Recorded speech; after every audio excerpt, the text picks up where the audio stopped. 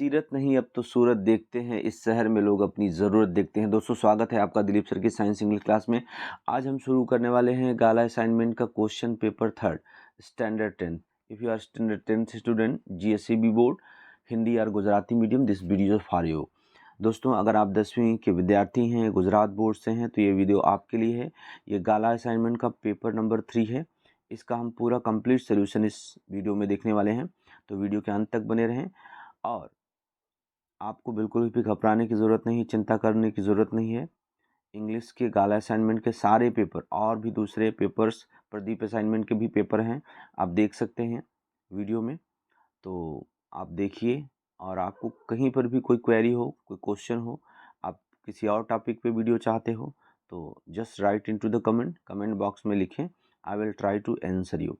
Yes my dear friends, let's start video without wasting time. Question number first, मैंने आपको बच्चों पहले ही कहा था, कई वीडियो में आपको बता चुका हूं कि जब भी पैराग्राफ के क्वेश्चन हों, उनके हमें आंसर देने हों, तो सबसे पहले हमें क्वेश्चन को रीड कर लेना चाहिए।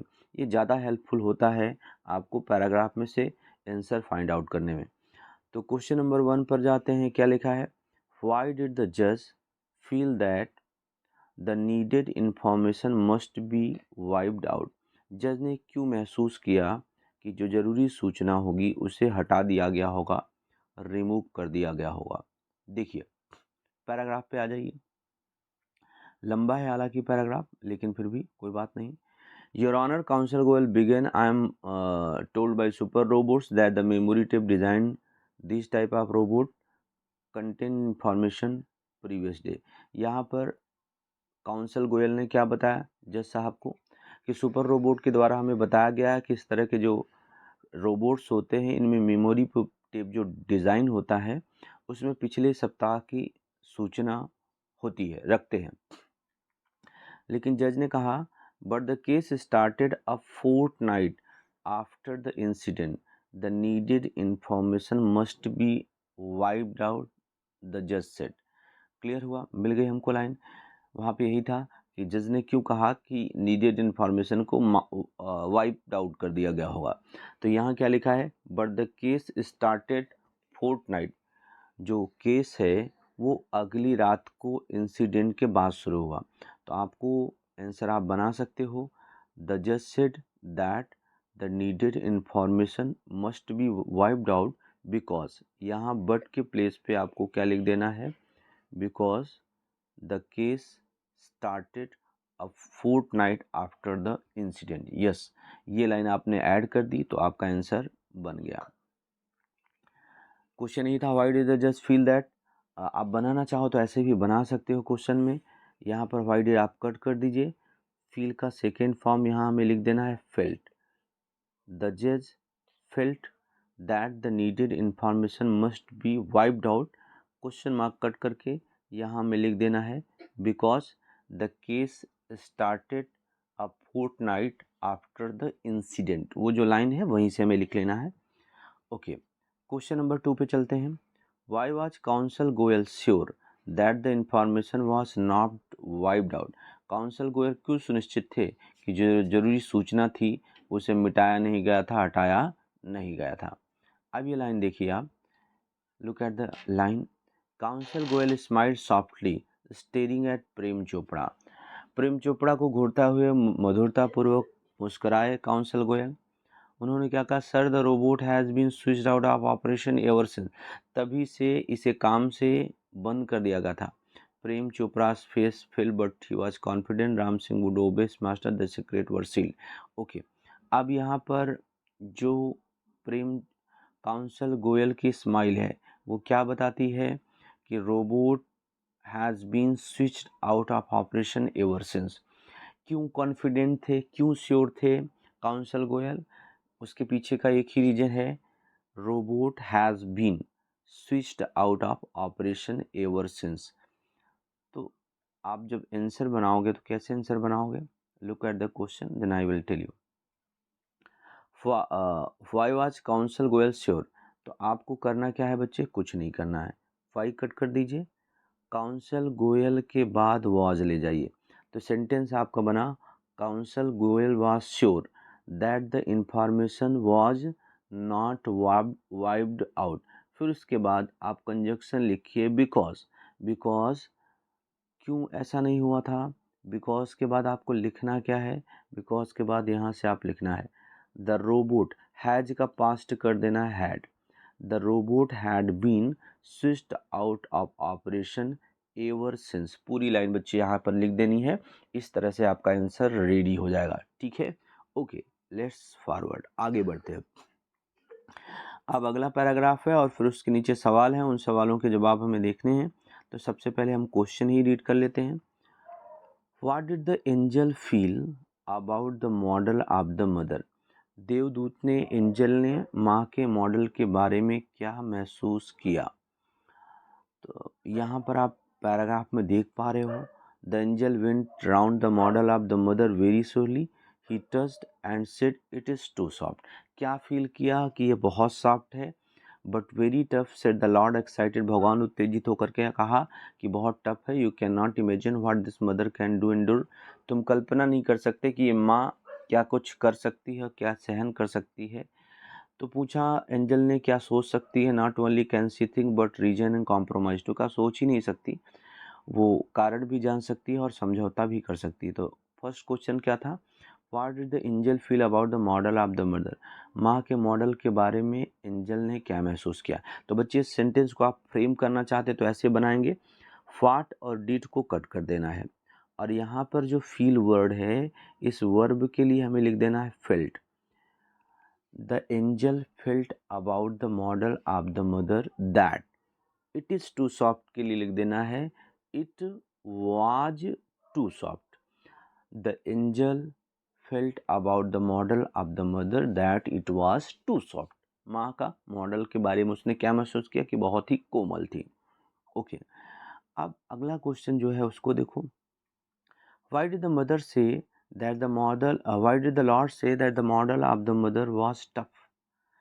लॉर्ड ने क्यों कहा कि माँ का जो मॉडल है बहुत टफ है? देखो यहाँ पे क्या लिखा है, but very tough said the lord excited, you can not imagine what this mother can do and endure. और उन्होंने कहा क्या सोच सकती है, not only can she think but reason compromise too. अब यहाँ पर जो मेन बात है कि लॉर्ड ने ऐसा क्यों कहा कि जो माँ का मॉडल है बहुत टफ है। तो यहाँ पर ये जो लाइन है, he you can not imagine what this mother can do and endure, तुम कल्पना नहीं कर सकते कि ये माँ कितना कुछ कर सकती है और कितना कुछ सहन कर सकती है। इसीलिए लॉर्ड ने कहा कि वो बहुत टफ है। तो इसे आपको आंसर को कैसे फ्रेम करना है आप देखो। व्हाई डिड द लॉर्ड से, तो बच्चे आपको क्या करना है, व्हाई डिड कट कर दीजिए, जो से है इसके लिए यहाँ पर आप सेड लिख दीजिए। The Lord said that the model of the mother was very tough because. Because यहाँ पे आपको कंजक्शन क्या लिख देना है, बिकॉज। यू की जगह ही लिख देना है और कैन की जगह क्या लिख देना है, could. Because he could not imagine what that, this का आप क्या कर देना that, what that mother could do and endure, बस आपका सेंटेंस बन जाएगा। या इन्वर्टेड कॉमा के अंदर ही लिखना चाहते हैं तो आप ये पूरी पूरी लाइन लिख सकते हो, you can not imagine what this mother can do and endure. इसीलिए लॉर्ड ने क्या कहा कि ये माँ क्या कर सकती है और कितना कुछ सहन कर सकती है, इसीलिए वो क्या है, बहुत ही टफ है। चलो, और अगले पैराग्राफ पे हम लोग चलते हैं बच्चों। यहाँ पर firework should be stored, handle and lit with care. Firework को स्टोर करना, संभालना बहुत सावधानी पूर्वक करना चाहिए। क्यों ऐसा? क्योंकि दे should never be stored unpacked near flame gas cylinder. उन्हें क्या नहीं करना चाहिए, स्टोर नहीं करना चाहिए, लिट नहीं करना चाहिए फ्लेम के पास, गैस सिलेंडर के पास, जलाना नहीं चाहिए फायरवर्क, आतिशबाजी को, पटाखों को। One should never wear long loose cloth nylon cloth when lightning cracker. पटाखे जलाते समय किसी को ढीले नायलॉन के कपड़े नहीं पहनने चाहिए जब आप पटाखे जला रहे हों। And since the powder in the cracker is poisonous, जैसा कि जो क्रैकर में, पटाखे में पाउडर है, जहरीला है। They should never be carried loose in pocket or hand, हाथ में और पॉकेट में ढीला उसको लेके नहीं चलना चाहिए। और अगली बात है कि also fireworks should never ever be lit inside the house. घर के अंदर भी नहीं जलाना चाहिए. Never bend over a firework when you are lighting it and never use fire to frighten people. जब आप पटाखा जला रहे हो तो उसके ऊपर मत झुको और लोगों को डराने के लिए पटाखे का इस्तेमाल मत करो. अगला बात है कि if in spite of being careful you do get a burn. बहुत सावधान हो फिर भी आप जल जाते हो. Go to doctor instead of applying oil in mind ointment. Oil तेल और ऑइंटमेंट लगाने की बजाय बेटर है कि आपको कहाँ चले जाना चाहिए, डॉक्टर से मिलना चाहिए. तो बच्चे सवाल है what care should be taken to store and unpack firework. Firework को स्टोर करने में और अनपैक करने में क्या सावधानी बरतनी चाहिए. तो यहाँ पर बच्चे शुरू में पैराग्राफ के लाइन क्या लिखी है, firework should be stored handle and lit with care. ये तो जनरल लाइन होगी. This should never be stored unpack near flame और गैस. तो पहली लाइन आपको लिखना चाहो तो लिख सकते हो और नहीं लिखना चाहो तो आपको लिखना कहाँ से है, आप यहाँ से लिखना fireworks should never be stored और unpack near a flame gas cylinder. Firework को आर हीटर यहाँ पर इसको नहीं करना चाहिए. बस इतना ही आपको करना है क्योंकि सवाल इतना था what care should be taken to store and unpack the firework. Unpack करने के लिए आपको क्या ध्यान रखना चाहिए. तो बस इतना ही था. तो आपको ये पहले क्वेश्चन का आंसर मिल गया. दूसरा क्वेश्चन क्या है वो पढ़ते हैं. Why should we not carry crackers in our hand. हमें अपने हाथ में क्रैकर्स को क्यों नहीं ले जाना चाहिए. तो ऐसे सवालों के आंसर बनाने के लिए आपको क्या करना है, 5 वर्ड कट कर दीजिए. वाई कट कर दीजिए, शुड को वी के बाद ले जाइए. We should not carry crackers in our hand और उसके बाद कंजक्शन यूज़ करिए बिकॉज. बिकॉज क्यों, बिकॉज यहाँ पे आपको लाइन मिल जाएगी. Because the powder in the cracker is poisonous. बस इतनी ही लाइन आपको लिखनी है क्योंकि जो पाउडर है क्रैकर का वो क्या है, पॉइजनस है, जहरीला है. इसलिए इसको हाथ में और लूज पॉकेट में लेकिन नहीं चलना चाहिए. अब अगले पैरा पे चलते हैं बच्चों और पहले इसके क्वेश्चन पढ़ते हैं और उसके बाद आंसर करेंगे हम सब. ध्यान देते हैं. अगला जो पैराग्राफ है, in course of time the asurs found out. समय के दौरान असुरों ने पता लगा लिया. Why Kacha was staying with Shukracharya. Kacha Shukracharya के साथ क्यों ठहरा है.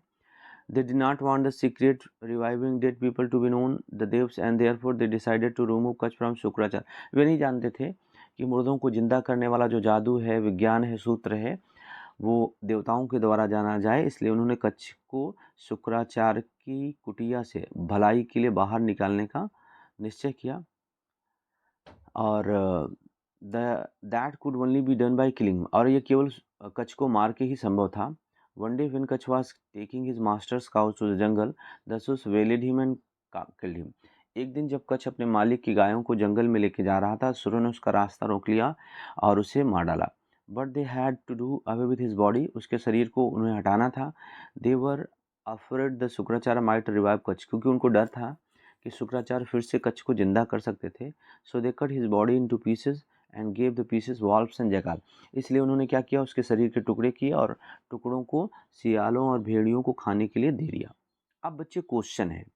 क्वेश्चन क्या है, why did the asura decided to remove the Kacha from the hermitage. असुरों ने कच्छ को हर्मिटेज से, आश्रम से बाहर निकालने का निश्चय क्यों किया. तो आप अगर क्वेश्चन बनाना चाहते हैं तो ऐसे बनाएंगे, व्हाई डिड कच्छ कर दीजिए और डिसाइड जो है यहाँ पर इसको सेकेंड फॉर्म में लिख दीजिए, डिसाइडेड. ठीक है, क्या लिखोगे, decided. The asurs decided to remove Kacha from the hermitage of Shukracharya. इतना लाइन लिखने के बाद यहाँ से पैराग्राफ में से हमें देना है. यहाँ पे they did not want the secret of reviving dead people to be known to devas, so they decided to remove Kacha from the Shukracharya hermitage for good. ये पूरी लाइन लिख दीजिए, आपको आंसर आ जाएगा. या asurs did not want the secret of reviving dead people to be known to the devs and so are therefore decided to remove Kacha from Shukracharya hunters for good. ये पूरी लाइन लिख दीजिए, that will be your answer. Yes my dear friend. So next question देखिए, what did the asurs do with Kacha body? Kacha के शरीर को क्या करना था असुरों को, या उन्होंने क्या किया? अब यहाँ पर, यहाँ से लाइन आप पकड़िए, they cut his body into pieces and gave pieces to the wolves and jackals. That is your answer. Okay, अगले पैराग्राफ पे चलते हैं। डॉक्टर मंसूरी क्या कह रहे हैं? See there is no fix method of improving retention. याद शक्ति बढ़ाने का कोई निश्चित तरीका नहीं है। हाउएवर, जबकि you need to identify the way in which you learn. आप उस तरीकों को पहचानिए जिससे आप सीखते हैं। लेट मी क्लैरिफाई, मुझे क्लियर करने दें। There are different learning style, you learn by listening. अलग अलग लिखने की शैलियाँ हैं, मतलब याद करने की शैलियाँ हैं। आप लिख करके क्या कर सकते हो? याद कर सकते हो, और राइटिंग करके याद कर सकते हो। आप ड्राइंग फ्लो चार्ट बनाकर, डायग्राम बनाकर, डिस्कसिंग करके, गहन विचार करके, and so on. You need to identify which style suits you best for different subject. अलग अलग विषय के लिए आपको कौन सा स्टाइल, कौन सी शैली सूट करती है वो देखना है। For example, to write an an essay, your brain storm ideas create way followed by arranging ideas logically. जब आप ऐसे लिखते हो तो अपने तूफानी विचारों को एक साथ, उनका जाल बनता है, और इस तरह से आप लिख पाते हो, लॉजिकली कंस्ट्रक्ट कर पाते हो मीनिंगफुली सेंटेंस। तो ये सारी बातें हैं इसमें। और by doing so you are adopting more than one style learning that helps remember for longer duration. इस तरह से करके आप एक से अधिक शैलियों का इस्तेमाल करते हैं और लंबे समय तक अभी आपको याद रखता है। They will help you improving retention, याद शक्ति बढ़ाने में आपकी मदद करेंगी। And Bharat is now stop taking brain tonics, they simply do not. और कहा, भरत अब ब्रेन टॉनिक लेना बंद कर दो, साधारण से वो कोई काम वाम करती नहीं है। तो बच्चों क्वेश्चन देखते हैं। Which are the different learning style? अलग अलग सीखने की शैलियाँ क्या हैं? तो ये आपको पहले ही यहाँ पे आपको मिल जाएगा।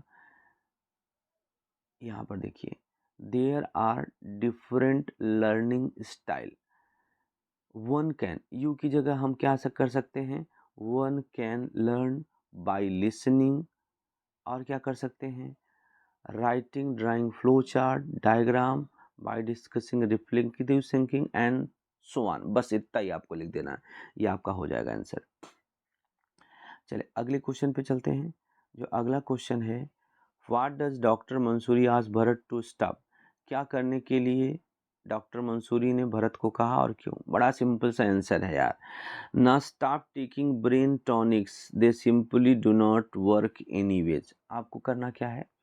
What does doctor Mansoori ask, तो व्हाट डज कट कर दीजिए, आस्क में यस ऐड कर दीजिए। Doctor Mansoori ask Bharat stop taking, यहाँ से stop taking brain tonics because, because यहाँ पे कंजक्शन आपको क्या लिख देना है? Because they simply do not work anyways. बस आपका आंसर बन गया। ओके बच्चे, चलिए चलते हैं हम अगले। अब बच्चों आ गया है शॉर्ट नोट। शॉर्ट नोट आपको मेमोराइज करके लिखना है। ताजनगर रेलवे स्टेशन, बच्चों यहाँ पे पॉइंट्स दिया रहता है, आपको नहीं आता, इन पॉइंट्स की हेल्प लीजिए। पॉइंट के क्वेश्चन के हिसाब से आंसर फाइंड आउट बनाने का प्रयास करिए, आपका कहीं ना कहीं शॉर्ट नोट जरूर बन जाएगा। कई बार कैसा होता है बच्चों की, कोई ना कोई पैराग्राफ उसी चैप्टर का दिया रहता है जो आपके लिए और भी जी होगा, उसमें से शॉर्ट नोट बनाने का इस बात का ध्यान रखें। ताजनगर रेलवे स्टेशन है, द हाउस स्पैरो है। अब हम आ जाते हैं अपने अगले सेंटेंस पर, अगले क्वेश्चन पर। Whether the sentence true false बताना है। Okay, look at the sentence. Arun Krishnamurthy quit his well paying job at Google for environment work. Arun Krishnamurthy ने गूगल से अपनी नौकरी छोड़ दी थी इन्वायरमेंट के काम के लिए। Yes, that is the right answer, true है बच्चे। ये सेंटेंस क्या है? ट्रू है। Okay, see the next. अगले क्वेश्चन पे हम लोग चलते हैं। अगला जो हमारा है ट्रू फॉल्स है, question number 13। Helen visited the president Cleveland at California. Helen president Helen Cleveland at California. Helen visited the president, Helen ने प्रेसिडेंट क्लेवलैंड की मुलाकात तो लिखी थी, लेकिन कहाँ पे ली थी? व्हाइट हाउस पे ली थी। वहाँ कैलिफोर्निया वर्ड नहीं था। तो अगर इस सेंटेंस इस पर जाएंगे तो ये सेंटेंस क्या है? फॉल्स है। एक बार आप बुक में ज़रूर रिफ़र कर लीजिएगा, वहाँ पर सीधे से लाइन लिखी थी, Helen also visited the president Cleveland at, कहाँ पर, व्हाइट हाउस। ठीक है, आप एक बार बुक में देख लीजिएगा। The women 40 number, the women with the red rose was young and beautiful. जो लाल गुलाब महिला लगाई थी वह जवान थी और खूबसूरत थी। फॉल्स है, वृद्ध थी, मोटी थी। Okay. Palakkad district library stands tall as beacon to encourage women's empowerment. Palakkad district library महिलाओं के इंकरेजमेंट, वुमन सशक्तिकरण के लिए क्या है, बीकॉन आकाशदीप की तरह खड़ी है। यस ट्रू, ये सेंटेंस बच्चे क्या है, ट्रू। ओके, चलो बच्चों अब सेक्शन बी पे आ जाते हैं। सेक्शन बी पे स्टेंजा है पोएम का, फिर उसके क्वेश्चन आंसर हैं। पहले देख लेते हैं, क्वेश्चन देखते हैं। Why does the poet request her mother. What does poetess अपनी माँ से क्या रिक्वेस्ट करती है। I have grown my wings I want to fly, says my victories where the lie, I am going mom but please don't cry. क्या क्या request करती है माँ से, नॉट टू क्राई। आपको आंसर कैसे फ्रेम करोगे, व्हाट डज कट कर दीजिए, द पोएटेज रिक्वेस्ट, क्या करना है, the poetess request her mother not to cry, not to cry, न रोने की विनती की। यहाँ पर आपको लाइन में डोंट की जगह लिख देना नॉट टू क्राई। अब अगला है, which line in the poem means I want to find out I can do succeed in that. कौन सी पोएम ऐसी बताती है कि I want to find out, मैं पता लगाना चाहती हूँ, व्हाट कैन आई डू, मैं क्या कर सकती हूँ, सक्सीड इन दैट, और उसमें कैसे सफल हो सकती हूँ। देखो यहाँ पर क्या है कि फाइंड आउट क्या करना है हमको, कि आई वांट टू फाइंड, मैं पता लगाना चाहती हूँ। तो यहाँ पर आपको पैराग्राफ में ढूंढना है वो line, I have grown my wings I want to fly, says my victories where they lie, I am going mom but please don't cry, just let me find my way. ये line, just let me find my way, यही line, ये question क्या है, which line in the poem means I want to find out what can I do and succeed that. ठीक है ना, तो एक कौन सी पोएम शो कर सकती है, यहाँ पे दर्शा रही है कि मैं ढूंढना चाहती हूँ और मैं करना चाहती हूँ कि आई can do and succeed in life, उसमें सफल होना चाहती हूँ। तो यहाँ पर जो है ये जो लाइन है, I have grown my wings I want to fly, says my victories where the lie, I am going mom but please don't cry, just let me find my way, मुझे मेरा रास्ता तलाशने दो, I have grown my wings I want to fly. ये line है जो show करती हैं कि पोएट जो भी ढूंढना चाहती है, तलाशना चाहती है और करना चाहती है। तो बस आप आंसर लिख देना है, the last line just let me find my way sows, and ऊपर वाली line I have grown my wings I want to fly. ठीक है, ये आपको बता देना है। अगली लाइन पे चलते हैं हम लोग, right the rhyming words from the stanza. अब इसमें एक और क्वेश्चन है गया है, राइमिंग वर्ड्स, राइमिंग वर्ड्स मतलब उच्चारण में सेम हो। आप देखो यहाँ पे आपको मिल जाएगा लाई, क्राई, फ्लाई। ठीक है, फ्लाई, क्राई, यहाँ पर आप लाई को जाने दीजिए, यहाँ पे दो वर्ड्स हम बताते हैं, fly, cry are the rhyming words in the stanza. अब फिर पैराग्राफ है सप्लीमेंट्री के, the explorer bees tell their sisters about the direction and distance of flowers through the definite movements which we can call dances. जो explorer भी होती हैं वो अपने डिफिनिट मूवमेंट से अलग अलग निश्चित गतियों से, जिन्हें हम डांस कहते हैं, अपनी बहनों को फ्लावर की डिस्टेंस और डायरेक्शन को बताती है। Round dance suggest the flower quite near, round dance क्या सजेस्ट करता है, फूल नज़दीक है। सफल डांस क्या सजेस्ट करता है, we should be ready, long flight के लिए रेडी रहना चाहिए। Certain other movements also use indicate even direction, nectar source, flower के नेक्टर, शहद के स्रोत के बारे में, फूलों के रस के बारे में भी दूसरी मूवमेंट्स हैं जो बताते हैं। Now let's look into the eyes, उनकी आंखों देखो। बीज है 5 आइज, 5 आंखें हैं, 2 कंपाउंड वंस हैं, 3 सिंपल वन है। 2 आइज कंपाउंड है, संयुक्त आंखें हैं, और 2 साधारण आंखें हैं। The surface of compound eye of worker bee has nearly 5000 hexagonal facet, मतलब उनमें 5000 हेक्सागोनल लेंसेज हैं whereas drone have about 8,000, जो ड्रॉन होते हैं उनके 8,000 हैं। But surprisingly bees poor in इतना ज़्यादा होने के बाद भी कि पुअर हैं 20 कलर आइडेंटिफाई करने में, कलर पहचानने में। They can identify blue, yellow and white colours only, यही 3 रंगों पहचानती हैं। They can not see red colour at all, लाल तो बिल्कुल दिखता नहीं उनको। Now come to the question, what do the explorer bees indicate through dances. Dance explorer book bee जो हैं वो क्या सूचित करती हैं? तो आपको यहाँ पर लिखा है एक्सप्लोरर बीज, टेल की जगह क्या लिख देना है? इंडिकेट, जो क्वेश्चन में लिखा है explorer bees indicate there sister, cut कर देना। Explorer bees indicate about the direction and distance of flower, बस इतना लिख देना है, आपका आंसर हो गया। एक्सप्लोरर बी क्या इंडिकेट करती हैं? About the direction and distance of flower. Okay, फिर अगला जो क्वेश्चन है, व्हाट डज सफल डांस सजेस्ट। सफल डांस क्या सजेस्ट करता है? तो डज कट कर देना, सफल डांस सजेस्ट ऐसा ऐड कर देना, और उसके बाद आपको यहाँ पर सीधे इसका आंसर आपको मिल जाएगा। ये आप देख पा रहे हो, द सफल dance suggest that the beast should be ready for long fight. कुछ करना नहीं है बच्चे, आंसर में एग्जैक्ट यही लाइन लिख देना है, कुछ वहाँ चेंज नहीं करना है। आंसर लिखना, द सफल dance suggest that the beast should be ready for long fight, बस होगा, आपका आंसर बन गया। अब इसके बाद अगला क्वेश्चन है, विच कलर्स कैन बीज आइडेंटिफाई। कौन से रंग मधुमक्खियाँ पहचान सकती हैं? तो लास्ट लाइन में आपको मिल जाएगा, बीज can identify, bees can identify, they can identify blue, they can identify blue, yellow and white colors only, बस इतना लिख दिया, आपका पूरा आंसर बन गया। ओके, अब इधर पे क्वेश्चन नंबर 22 क्या है, what does a round dance suggest. Round dance क्या सजेस्ट करता है? इसको भी डायरेक्ट आप you can get the answer, आपको सीधे मिल जाएगा। यहाँ पे सीधे लिखा है, a round dance suggest that the flowers are quite near. Okay, बस डायरेक्ट आपको आंसर मिल गया। फिर अगला क्वेश्चन है, what do you know about a compound eye of worker bee. Worker bee की कंपाउंड आई के बारे में आप क्या जानते हो? तो यहाँ पे लिखा है, the surface of a compound eye of worker bee has nearly 500 hexagonal fats, बस इतना ही आपको लिख देना है and your answer is completed now.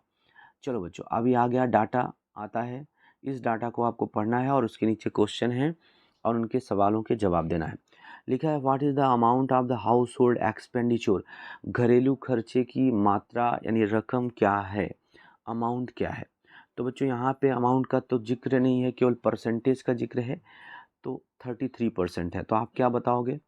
The amount of the, what cut कर दीजिए, the amount of the house hold expenditure is 33%, क्योंकि यहाँ पर कोई भी कितना महीने में आ रहा है पैसा उसका कोई जिक्र नहीं है। अगर मान लो 1000 आ रहा होता तो हम 33 से जो परसेंटेज यहाँ पे दिया है उसे मल्टीप्लाई करके हम उसका परसेंटेज निकाल लेते हैं कि भैया 1000 रुपये आ रहा है तो 33% घरेलू खर्च में खर्च हो रहा है, 330 रुपये है। लेकिन यहाँ पर कोई अमाउंट नहीं दिया है, परसेंटेज दिया है, तो बच्चे हम 33% लिख देंगे। How much is spend on education, how much cut कर दिए, स्पेंट ऑन एजुकेशन, एजुकेशन पे कितना खर्च होता है वो देखना है। 20%, तो आप क्या कहोगे? 20% is spent on the education, 20% of the money या saving is spent on the education. How much income is saved each month, हर महीने कितना पैसा बचाया जाता है, सेविंग लिखा है 30%, तो आप लिख सकते हो कि 30% ऑफ मनी या income is saved each month. On what 27% of spend, 27% income कहाँ पर खर्च की जाती है? तो आप देख रहे हो ये फूड है, फूड वाला ब्लॉक है, तो आपको क्या बताना है? ऑन फूड इस 27% of the income spend, food पर 27% इनकम क्या की जाती है, खर्च कर जाती है। तो बहुत ही आसान है बच्चों, बस थोड़ा सा आपको ध्यान रखना है। अब बच्चे यहाँ पे डायलॉग होगा, डायलॉग को आपको पढ़ना होगा और फिर क्वेश्चन के आंसर आपको उसमें से फाइंड आउट करके देने होंगे। यहाँ पर अगर आप देख पा रहे हो तो मोंटू और डैडी के बीच में बात हो रही है। मोंटू ने डैडी को पुकारा। डैडी ने कहा yes Montu what do you want, क्या चाहते हो? मोंटू ने कहा मैं आपकी परमिशन चाहता हूँ, हमारे स्कूल ने टूर प्लान किया है अंडमान निकोबार आइलैंड का। तो पिता ने कहा मतलब ज्वाइन करना चाहते हो टूर दिवाली की छुट्टियों में? टूर का फीस क्या है? मोंटू ने कहा 9,000 पर स्टूडेंट है, इसमें ट्रेवल बोर्डिंग और अदर एक्सपेंस सब इसमें क्या होंगे, आ जाएंगे। तो फादर ने पूछा कहाँ ठहरो कहाँ? तो बताया कि ऑर्गेनाइज हुआ है होटल में रूम, अम्बेसडर होटल में। फादर ने कहा हाउ विल गो, कैसे जाओगे? तो कहा ट्रेन से पहले जाएंगे, बाद में स्टीमर से जाएंगे। ओके। फिर यहाँ पर फादर ने फिर पूछा what about places to visit, कहाँ कहाँ घूमोगे वहाँ पर? मोंटू ने बताया सी शोर घूमेंगे, टेम्पल घूमेंगे और सेलुलर जेल भी बोलेंगे। फादर ने कहा जेल, तुम्हारा क्या मतलब है, जेल क्यों जाओगे? तो मोंटू ने बताया फादर से कि jail it's a place to see the mark troubles face by our freedom fighter. ये हमारे जो फ्रीडम स्ट्रगल सेनानी थे, स्वतंत्रता सेनानी, सेलुलर जेल जो अंडमान निकोबार में बनी है, उनको वहाँ यातनाएं दी गई थी, तो उनका चिन्ह है, इसलिए हम जाएंगे। फेमस चर्च लॉर्ड जीसस का वो भी देखेंगे। और okay my son Montu you can join the tour, जा सकते हो टूर पे। क्वेश्चन है what does Montu for for what does Montu want his father's permission, किसके लिए मोंटू अपने पिता की परमिशन चाहता है? तो आप यहाँ पर देख सकते हो, सीधे ही मिल सकता है। I wish to take your permission, our school has a plan tour Andaman Nicobar, join the tour. अब आपको आंसर क्या लिखना है, एकदम सिंपल, ये आप लिख लेना, ये लाइन ध्यान रख लो, to join the tour to Andaman Nicobar island. Okay. अब यहाँ पर क्वेश्चन जो था for what does Montu want his father's permission, तो आपको क्या लिखना है, मोंटू वांट्स, यहाँ पर बच्चे यस आपको लिख देना है, वांट में एस ऐड कर देना है। Montu wants his father's permission to join the tour of Andaman Nicobar island, बस। Which places will Montu visit, किन जगहों पर मोंटू जाएगा? तो आपको इसका आंसर यहाँ पैराग्राफ में मिल जाएगा। He will go to the seashore, temples and cellular jail, यहाँ पर वो क्या करेगा, मुलाकात करेगा, और साथ में क्या विजिट करेगा, and also the famous church of Lord Jesus, ये इंक्लूड कर देना। क्वेश्चन है how will Montu travel to reach Andaman Nicobar island, कैसे जाएगा अंडमान? तो ही विल, वी विल की जगह क्या लिख सकते हैं, he will go by train first and then by steamer, पहले ट्रेन से जाएगा फिर स्टीमर से जाएगा। What is the tour fee, what does it include, tour fee कितनी है और इसमें क्या शामिल है? तो बच्चों आप देख पा रहे हो इट्स 9,000 पर student, it includes travel boarding and other expenses, पूरा यहाँ कंप्लीट लिख देना, आपका आंसर हो गया। यस माय डियर फ्रेंड्स, अब आ जाते हैं सेक्शन सी पे, हम पेपर को ख़त्म करने के कगार पे आ रहे हैं, बहुत ही तेज़ी के साथ कर रहे हैं। Look at the sentence, the annual function में बिगिन एट 8 AM, में आ गया, यानी 8 बजे शुरू हो सकता है एनुअल फंक्शन। अब क्वेश्चन है seeking information, expressing emotion, expressing time, specifying time. तो यहाँ पर स्पेसिफाइंग टाइम तो नहीं है, द एनुअल फंक्शन में बिगिन, पॉसिबिलिटी है कि 8 बजे शुरू हो सकता है, तो कितने बजे शुरू हो सकता है, 8 बजे। पहले हम क्या करते हैं, पूरा सेंटेंस पढ़ते हैं, फंक्शन को पढ़ते हैं, तो अब राइटली हम इसको मैच कर पाएंगे। द एनुअल फंक्शन में बिगिन 8 AM, 8 बजे शुरू हो सकता है। When will the student get their receipt, कब उनको उनकी रसीद मिलेगी। व्हाट अ नाइस मूवी, कितनी सुंदर मूवी है, एक्सक्लेमेशन मार्क आ गया, तो एक्सक्लेमेशन मार्क हमेशा एक्सक्लेमेटरी एक्सप्रेसिंग इमोशन होगा, बस व्हाट अ नाइस मूवी, कितनी अच्छी मूवी है। तो आपको 34 का कौन सा राइट आंसर है, बी। ओके। फिर देखो when will the student get their receipt, कब मिलेगी उनकी रिसिप्ट, तो आपको यहाँ पर मिल गया 33 का राइट आंसर है ए। ओके। अब बचा 32, द एनुअल फंक्शन में begin eight 8 AM, annual function 8 बजे शुरू हो सकता है, दो बातें हैं, एक्सप्रेसिंग टाइम है, स्पेसिफाइंग टाइम है। तो 8 बजे का बता रहे हैं कि 8 बजे शुरू हो सकता है, अब यहाँ पर पॉसिबिलिटी होती तो ज़्यादा अच्छा था, मे लिखा है, लेकिन यहाँ आप टाइम तो दोनों शो कर रहे हैं, एक्सप्रेसिंग टाइम है, स्पेसिफाइड टाइम है। तो यहाँ पर जो सेंटेंस है उसका मीनिंग क्या कह रहा है, द एनुअल फंक्शन में बिगिन, एनुअल फंक्शन शुरू हो सकता है 8 बजे। कितने बजे शुरू हो सकता है? 8 बजे। तो अब हम यहाँ पर एक्सप्रेसिंग टाइम समझें कि स्पेसिफाइंग टाइम समझें। तो यहाँ एक्सप्रेसिंग स्पेसिफाइंग टाइम की बात है कि 8 बजे शुरू हो सकता है, तो ये टाइम 8 बजे का स्पेसिफाइंग टाइम है। ओके, तो इस तरह से हमारा 32 का कौन सा सही होना चाहिए? D. Okay, let's move ahead, आगे बढ़ते हैं। अगला जो है कंप्लीट द डायलॉग है, कन्वर्सेशन है। आशा और गीता के बीच में बात हो रही है। आशा ने कहा what is the that in the picture, उस तस्वीर में क्या है? डिस्क्राइबिंग प्लेस, स्थान का वर्णन करना है। तो that is the place which was build by Takhat Singh Bhavna, that is the right answer. Okay, without wasting time let's do fast. अब यहाँ पर प्रवीण और लीला के बीच में बात हो रही है। प्रवीण ने कहा how shall I reach Kankaria in time, कैसे पहुँचेंगे? कंडीशन बता रहे हैं। तो दो से तो कंट्रास्ट होता है, ये नहीं होगा। हाँ, if you hire Uber you will reach Kankaria in time, अगर इसको पकड़ा तो फास्ट पहुँच जाओगे। आई वांट टैक्सी, इसमें भी नहीं होगा। और आई सेल गो, यानी राइट आंसर आपका क्या है? बी है। टीचर क्या करिए, वाई आर यू डिसअपॉइंटेड, कि निराश क्यों लग रहे हो? You have pass the exam, परीक्षा तो पास हो गए। सोहन ने कहा yes sir but comparing thing, तुलना कर रहा है कुछ। Okay, I never get such mark, I get good marks but my father is not heavy. How is my poor result? I have got lesser mark, that is the right answer. Lesser, कम number मिला है मुझे, यही आपका क्या है? Right answer है। D is the right answer कि I have got the lesser marks. So अगले क्वेश्चन पे चलते हैं। जो अगला आपका क्वेश्चन है इसमें, हाँ, आई हैव गॉट लेज़र मार्क्स। उसके बाद बच्चों हमें कंप्लीट द सेंटेंस है और यहाँ पर नियरेस्ट मीनिंग है, इसको इस पे चलते हैं। आपका ये complete the sentence using by function in the given bracket, तो इसका अलग से मैंने नोट्स रेडी किया है बच्चों। इसको मैं ये कंप्लीट द सेंटेंस अभी आगे बताने वाला हूँ आपको। कंप्लीट द पैराग्राफ थोड़ा सा देख लेते हैं। यहाँ पे एक वर्ड है पावर्टी, गरीबी, ब्रिलियंट, तेजस्विता, तेजस्वी, चमकदार, कंट्रीब्यूट, योगदान।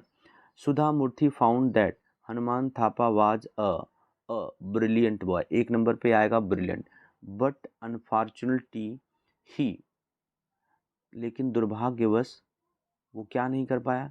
But he was not able to study further due to his poverty. यहाँ पर बच्चे जो पावर्टी है वो आ जाएगा। She wanted to contribute, CONTRIBUT लिखा है बच्चे, वो कंट्रीब्यूट आपको इसमें कर लेना। ओके, नियरेस्ट मीनिंग देख लेते हैं। यहाँ पर है वर्ड सीवर। सीवर का मतलब बच्चों होता है कांपना। जब आप ठंडी से कांपते हो या कांपते हो तो वो क्या होता है? सीवर। तो यहाँ पर सावर है, सावर मतलब पानी से नहाना है। सो मतलब दिखाना, साई मतलब शर्मिला होना, ट्रेम्बल का मतलब कांपना। तो राइट आंसर बच्चे क्या है? सीवर का ट्रेम्बल। ऑब्स्टिकल का मतलब जीवन में अवरोध आना, मार्ग में अड़चन आना। सीन माने दृश्य, क्राइविंग का माने इच्छा, बैरियर का मतलब अवरोध, प्रेजेंटेशन मतलब प्रस्तुति, बैरियर है। Barrier is the right answer. फिर है डेंस, डेंस का मतलब घना होता है, ज्वाइन मतलब शामिल होना, थिक मतलब घना, क्राउडेड माने भीड़ वाला, फॉरेस्ट माने जंगल। तो डेंस का राइट आंसर क्या है? ज्वाइन, सॉरी, डेंस का राइट आंसर है थिक, डोंट बी कंफ्यूज। अब आगे सेक्शन डी है और ये कंप्लीट द सेंटेंस है, मैचिंग है। और ये मैं आपको ये बता देता हूँ, बाकी का मैंने नोट्स तैयार किया है वो मैं आपको अभी तुरंत बताऊँगा। Bhalu was a little boy, home की जगह क्या आना चाहिए? Who. Bhalu was a little boy who was very fond of, who was very fond of an apple tree, he spent much hours, नहीं मेनी, जहाँ काउंट कर सके वहाँ क्या आता है? Many hours playing under the tree and singing on its. तो इट्स की बजाय ये वाला इट्स आएगा, एक एपोस्ट्रोफी एस नहीं रहेगा, इट्स ब्रांचेज। ओके, तो इस तरह से ये हो गया। हाँ, अब ये जो, हाँ, फ्रेमिंग क्वेश्चन बच्चों मैं आपको बता दूं, क्योंकि do as directed, indirect speech सब मैं आपको नोट्स तैयार किया हूँ उसमें बताने वाला हूँ। The train will arrive at 10 AM, 10 बजे आएगी। कब आएगी? 10 बजे आएगी। व्हेन वाला आंसर कौन सा है? D, when will the train arrive. Okay, Anil can speak 3, how many, संख्या बताना है तो हाउ मेनी, हाउ मेनी वाला ये पहला ही है। How many languages can Anil speak.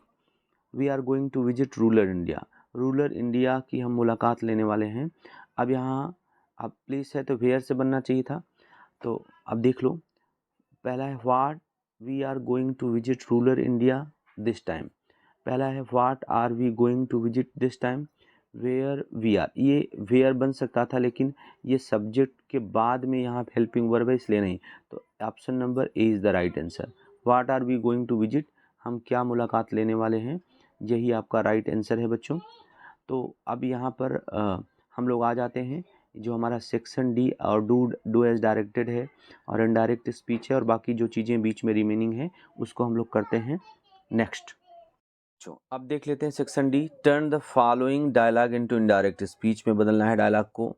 अब डायलॉग को इनडायरेक्ट स्पीच में बदलते समय सबसे पहले बच्चे हमें देखना होता है कि कौन बोल रहा है और कौन सुन रहा है। जिसके सामने बात लिखी है वो बोल रहा है और उसके नीचे वाला सुन रहा है। यानी ये सेंटेंस को हम समझेंगे कि रागिनी सेड टू निराली, रागिनी ने निराली से कहा हाउ आर यू निराली टुडे, निराली तुम कैसी हो। कौन सा मार्क आया, क्वेश्चन मार्क। तो जब बच्चों क्वेश्चन मार्क रहता है तो सेंटेंस क्या हो जाता है, इंट्रोगेटिव, और इंट्रोगेटिव हो जाता है तो सेड टू को हम किस में चेंज कर देते हैं, आस्क में।